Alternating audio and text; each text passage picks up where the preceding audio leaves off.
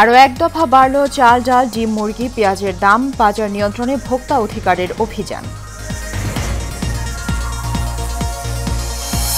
আশুলিয়ায় হত্যার পর মৃতদেহ পোড়ানোর ঘটনায় পুলিশ ইন্সপেক্টর আরাফাত গ্রেপ্তার। ঝিনাইদহের সাবেক এমপি নায়েব আলী 4 দিনের রিমান্ডে। এবং কক্সবাজারে পৃথক পাহাড় ধসে রোহিঙ্গা সহ 6 জনের মৃত্যু। 24 ঘণ্টায় 501 মিলিমিটার বৃষ্টিপাত রেকর্ড, তলিয়েছে অধিকাংশ এলাকা।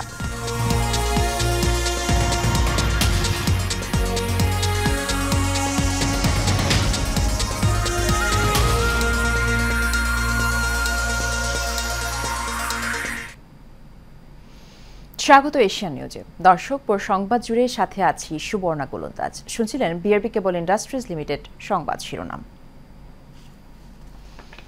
বাজারে আবারও এক দফা বেড়েছে ব্রয়লার মুরগি এবং ডিমের দাম। প্রতি ডজন ডিম বিক্রি হচ্ছে 160 টাকা দরে। এদিকে অনেক দিন ধরে স্থির থাকা চাল, ডাল, আটার দাম খানিকটা বেড়েছে। বাড়তি দামে বিক্রি হচ্ছে সবজিও।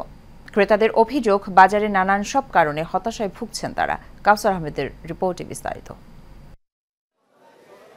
রাজধানীর বাজারগুলোতে পাইকারি পর্যায়ে পেঁয়াজ, আলু, ডিম, মুরগি, সবজি সহ প্রায় সব ধরনের পণ্যের দাম কিছুটা বেড়েছে। উল্লেখযোগ্য হারে বাড়ছে ডিম এবং ব্রয়লার মুরগির দাম। যেটা ভাবছিলাম যে হয়তো ছাত্র জনতার আন্দোলনের যে অভ্যর্থনের মাধ্যমে যে সরকারের যে একটা পরিবর্তন হয়েছে, ভাবছিলাম যে আরো কিছু ভালো কিংবা দ্রব্যমূল্যের কমে আসবে, আমরা সেভাবে চলতে পারবো, কিন্তু সেটার কোনো প্রতিফলন দেখতে পারতেছি না। সপ্তাহের ব্যবধানে প্রতি হালি ডিম 5 টাকা বেড়ে 55 টাকা বিক্রি হচ্ছে। আর প্রতি কেজি ব্রয়লার মুরগি কিনতে খরচ হচ্ছে 200 টাকা। এছাড়া নতুন করে বেড়েছে আদা রসুনের দাম। বন্যার কারণে একটু যে বাড়ছে, এটা বাস্তব বাড়ছে, হাতি গোড়া না, 2-3 কেজিতে বাড়ছে, এটা ঠিক। কিন্তু যে জায়গাতে বাড়াত আছে, এই বাড়াটার মধ্যে আছে, এরপর আর বাড়ে নেই। বাজারের পরিস্থিতি আপনার দাম বাড়তির মধ্যে আছে। আপনার এই যে শসা 60 টাকা কেজি, বেগুন, গোল বেগুন, সাদা গোল, লাল গোল, এগুলা 100 টাকা। আমরা চাই যে আমাদের সবজি সব ধরনের বাজার তরকারি যেন দামটা কমে যায়। এখন তো উচ্চমানের আলু হচ্ছে 60 টাকা, করলা 80 টাকা। এগুলো তো আমরা নিম্নবিত্ত পরিবারের মানুষদের তো এইভাবে খাওয়া তো সম্ভব না। বাজার তো মোটামুটি একটু সামান্য একটু দিক সেদিক গেছে। অন্যদিকে সবজি সহ নিত্য প্রয়োজনীয় পণ্যের দাম বাড়ায় বিপাকে ক্রেতা বিক্রেতা উভয়ই। বর্তমানে আগের সে দাম অনেক বাড়তি, কারণ হইল ডিম পাওয়া যাইতেছে না। আরো দেখে গেলে আপনার ডিমের একটু ক্রাইসিস আমরা দেখতেছি, যার ফলে নিজের চোখ দেখতেছি ডিম আসলে পাওয়া যাইতেছে না। গত কয়েক সপ্তাহ তুলনা এখন আপনার আদার দামটা একটু বেশি, রসুনের দামটা একটু বেশি, পেঁয়াজের দামটা একটু বেশি। এদিকে আন্তর্জাতিক বাজারে ভোজ্য তেলের দাম বৃদ্ধিতে দেশের বাজারেও বাড়ার শঙ্কা রয়েছে বলে জানান বিক্রেতারা। তবে বাজার নিয়ন্ত্রণে এই সরকার ভূমিকা রাখবে বলে আশা সবার। কাউসার আহমেদ, এশিয়ান টেলিভিশন, ঢাকা। ডিমের মূল্য তদারকির লক্ষ্যে রাজধানীর বিভিন্ন বাজার ও আড়তে অভিযান পরিচালনা করেছে জাতীয় ভোক্তা অধিকার সংরক্ষণ অধিদপ্তর। অভিযানে ডিম ক্রয়ের ক্যাশ মেমোতে দাম উল্লেখ না থাকায় ইচ্ছে মতো মূল্য নির্ধারণ করা সহ নানান অভিযোগে 2টি দোকানকে 11,000 টাকা জরিমানা করেছে সংস্থাটি। মিতুর রিপোর্টে থাকছে বিস্তারিত।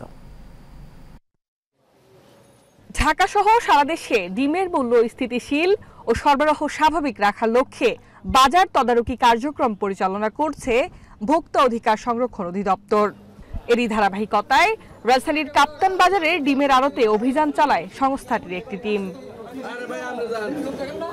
ভারত থেকে ডিম আমদানির পরেও কিছু জায়গায় মূল্য বেশি রাখার অভিযোগ উঠছে। ডিম প্রতি অতিরিক্ত লাভের আশায় নিজেদের ইচ্ছে মতো মূল্য নির্ধারণ করছে ব্যবসায়ীরা। এমনই এক অভিযোগে এক ডিম ব্যবসায়ীকে 10,000 টাকা জরিমানা করা হয়। একটা রেট বেশি ছিল আর একটা স্লিপে, ঠিক আছে। তো আমাদের কেরিং খরচ আছে, ওগুলা মিলে একটু রেট বেশি ছিল। আর অন্যান্যগুলো রেট বেশি কম ছিল, আপনার রেট বেশি ছিল, একটার মধ্যে রেট কম ছিল আর কি, এই জন্য আর কি। এই সীমিত বেশি না, মোটামুটি মানে 10-20 টাকা বেশি হয়েছে আর কি। যেটা লাভ করার যেটা যৌক্তিকতা আছে উনি সেটা দেখাতে পারেননি। মানে উনি ওনার মতো করে একটা হিসাব দিয়েছেন। আমাদের যে হিসাব, আমার মতো ওনাদের 1 টাকা 38 পয়সা, 138 টাকা ওনাদের ডজন পড়ে, কেনা পড়ে। সেখানে উনি 1 টাকা 147 টাকা বিক্রি করছেন, প্রায় 10 টাকার মধ্যে ব্যবধান পড়ে। দোকানের সঠিক মূল্য তালিকা আর ডিম কেনার রসিদ না থাকায় সতর্কতা স্বরূপ আরেক ব্যবসায়ীকে 1000 টাকা জরিমানা করা হয়। ব্যস্ততা ছিলাম সকালে, যার জন্য মূল্য তালিকা আনতে পারিনি। তো না আনাতে আর কি জরিমানা করা হয়েছে। অভিযান শেষে ভোক্তা অধিকার সংরক্ষণ অধিদপ্তরের কর্মকর্তা জানান তাদের এই অভিযান অব্যাহত থাকবে। যেখান থেকে ডিমটা ক্রয় করে সেটা ক্রয় রসিদটা দেখি এবং মূল্য তালিকা সঠিকভাবে টাঙিয়েছে কিনা, যৌক্তিক মূল্যে বিক্রি করছে কিনা এবং বিক্রি করার ক্ষেত্রে বিক্রয় রসিদ দিচ্ছে কিনা সেই বিষয়গুলো আমরা দেখছি। এদিকে অভিযান শুরুর পর অনেক দোকানি নানা বাহানায় দোকান বন্ধ করে পালিয়ে যায়। Mitu, Asian television, Dhaka. ঝিনাইদহ 1 আসনের সাবেক সংসদ সদস্য নায়েব আলী জোয়ারদারকে 4 দিনের রিমান্ড দিয়েছেন আদালত। এর আগে গত রাতে জেলা শহরের আরাবপুর বাসস্ট্যান্ড এলাকায় তাকে গ্রেফতার করে র্যাব 6 জানায় নাশকতার মামলায় আসামি সাবেক এমপি নায়েব আলী শহরের আরাবপুর বাসস্ট্যান্ড এলাকায় তার নিজ বাড়িতে অবস্থান করছে এমন সংবাদের ভিত্তিতে যৌথ অভিযান চালিয়ে তাকে গ্রেফতার করা হয়। এরপর তাকে থানায় পাঠায় র্যাব।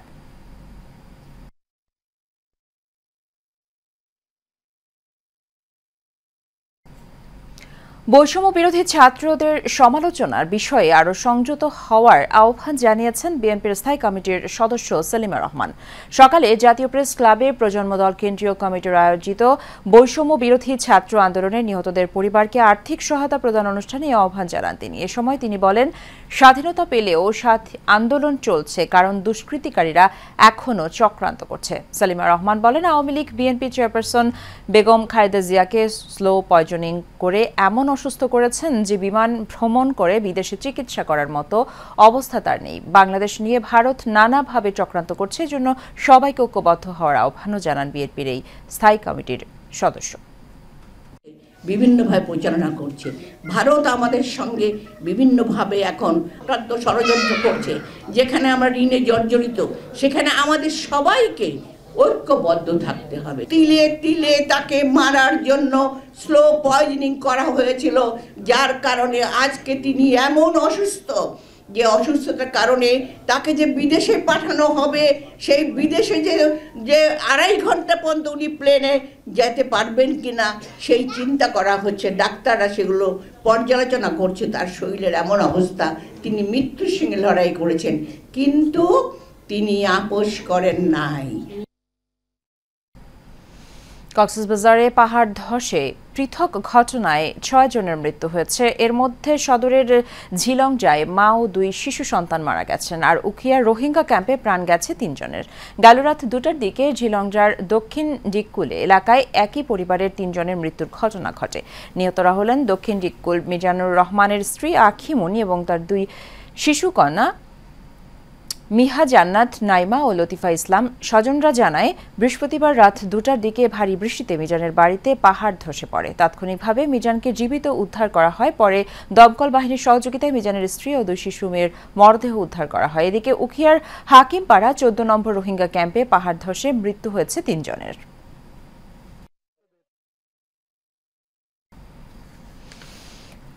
টানা প্রবল বৃষ্টিতে ডুবে গেছে কক্সবাজারের প্রধান সড়ক। পানিতে হোটেল মোটেল জোন, গোলদিঘির পাড়, বাজার ঘাটা ও কেন্দ্রীয় বাস এলাকায় জলাবদ্ধতা সৃষ্টি হয়েছে। ড্রেনেজ ব্যবস্থা ভেঙে পড়ায় বৃষ্টির পানি সরতে পারছে না। এতে তীব্র যানজট সৃষ্টি হয়েছে। জলাবদ্ধতার কবলে পড়ে জনসাধারণের দুর্ভোগ চরমে পৌঁছেছে। বৃহস্পতিবার সকাল থেকে দুপুর পর্যন্ত গুড়ি গুড়ি বৃষ্টি হয়। দুপুরের পরে শুরু হয় ভারী বর্ষণ। আবহাওয়া অধিদপ্তর জানিয়েছে, কক্সবাজারে আজ বিকেল 3টা পর্যন্ত 501 মিলিমিটার বৃষ্টিপাত রেকর্ড করা হয়েছে, যা চলতি মৌসুমে একদিনের সর্বোচ্চ রেকর্ড।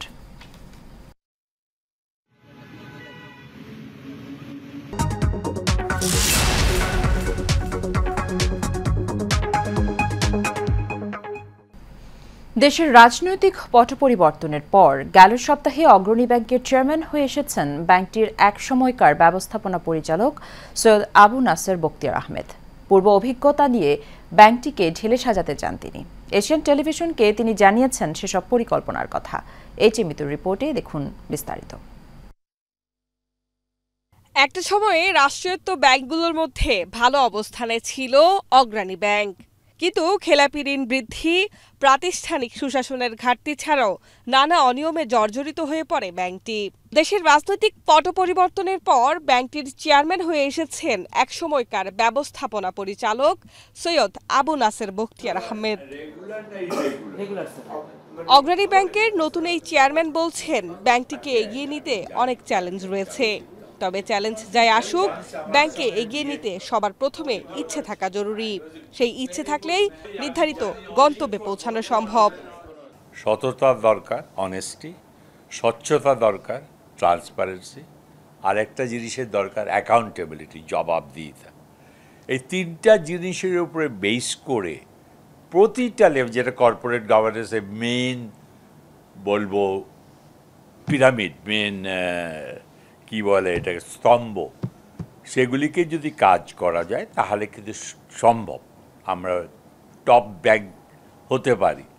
তিনি বলেন, বিভিন্ন আর্থিক প্রতিষ্ঠানের পরিচালনা পর্ষদে রাজনৈতিক প্রভাব খাটিয়ে অনেকে বসতেন।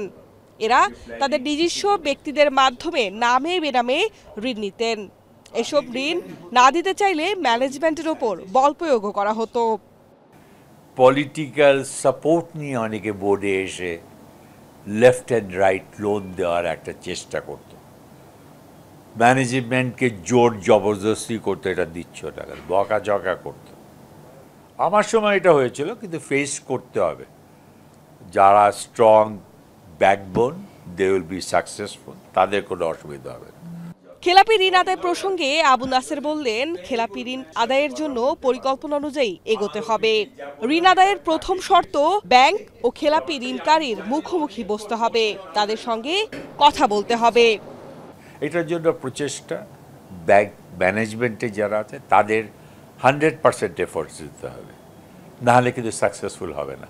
তারা যদি ওই সার্কুলার ইস্যু করে দিল, চিঠি ইস্যু করে দিল, বসে থাকলে হবে না। এটা তাদের সঙ্গে মিটিং করে বসে সেটেলমেন্টে যেতে হবে। বর্তমানে ব্যাংক ঋণ দেওয়ার প্রসঙ্গে তিনি জানালেন, চলমান সময়ে নতুন কোনো গ্রাহককে ব্যাংক লোন দেওয়া হবে না, তবে চলমান গ্রাহকদের তথ্য যাচাই বাছাই করে তাদের বিষয়ে সিদ্ধান্ত নেওয়া যেতে পারে। তাদের রিকোয়ারমেন্টস দেখে, তাদের অ্যাবিলিটি দেখে, তাদের ইনকাম জেনারেশন দেখে হয়তো কিছু সাপোর্ট আমরা দিতে পারবো। H Mitu, Asian television, Dhaka.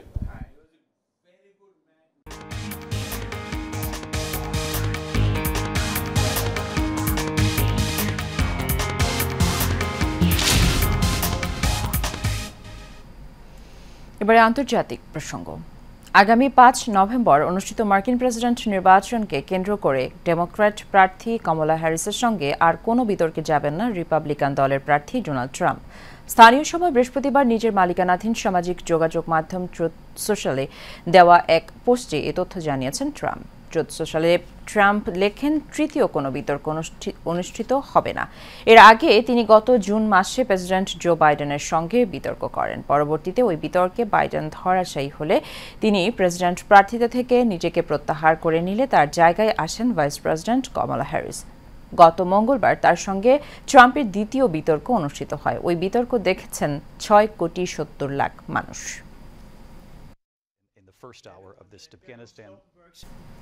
Trinamool বিএনপিকে সুসংগঠিত করতে মাঠে নেমেছেন বিএনপির নেতাকর্মীরা। ঢাকা মহানগর দক্ষিণ বিএনপির সাবেক সহসভাপতি ও ডেমরা থানা বিএনপির সাবেক সভাপতি আলহাজ জয়নাল আবেদিন রতনের নেতৃত্বে আজ বাদ জুমা আমুরিয়া মডেল টাউন এলাকায় এক দোয়া মাহফিলের আয়োজন করা হয়। এ সময় ফ্যাসিবাদী সরকার পতন আন্দোলনে নিহত শহীদ বিএনপির নেতাকর্মী, ছাত্র জনতা ও আওয়ামী স্বৈর শাসন আমলের গুম খুন হওয়া বিএনপির নেতাকর্মীদের রুহের মাগফিরাত কামনায় দোয়া করা হয়।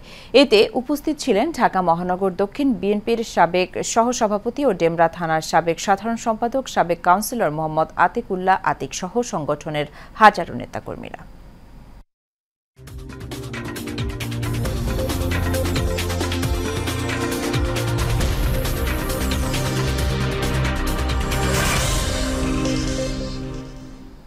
এবারে খেলার খবর। কিলিয়ান এমবাপ্পেকে পাওনা বেতন বাবদ 5.5 কোটি ইউরো দিতে পিএসজিকে নির্দেশ দিয়েছে ফ্রেঞ্চ লিগের আইনি কমিশন।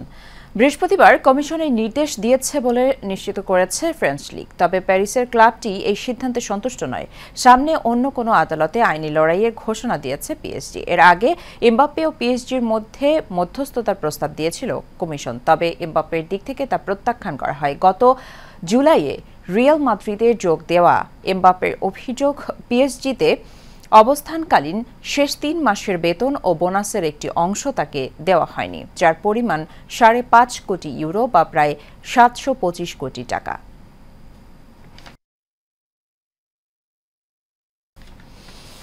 শেষ করব এশিয়ান নিউজ। তার আগে বিআরবি কেবল ইন্ডাস্ট্রিজ লিমিটেড সংবাদ শিরোনামগুলো জানিয়ে দেব আরও একবার।